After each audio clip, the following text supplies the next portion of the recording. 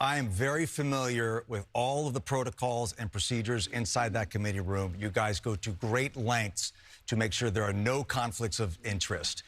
You are the athletic director of the University of North Carolina in your day job, so it's going to be a natural question for people who don't know all those procedures to ask whether North Carolina may have gotten a little bit of an advantage that their AD is a chair. So I'm going to invite you to answer that question, and then maybe if Keith could shed some light on that discussion.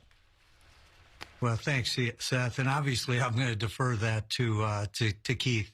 But, you know, all the policies and procedures were followed, and Keith can address exactly how North Carolina was discussed, because I was not in the room for any of that. Yeah, thanks, Bubba. And Seth, I appreciate the question.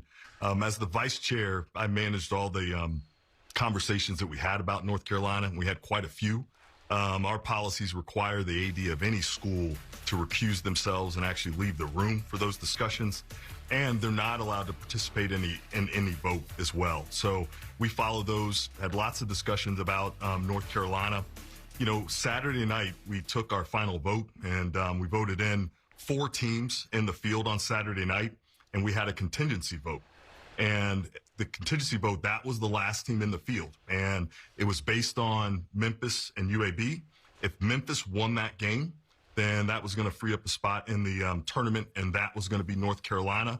If UAB had won, then Memphis was going to be in the tournament, UAB would have been in the tournament, and North Carolina would have been the first team out. And so that process played out today. Memphis won, and that put North Carolina in the field.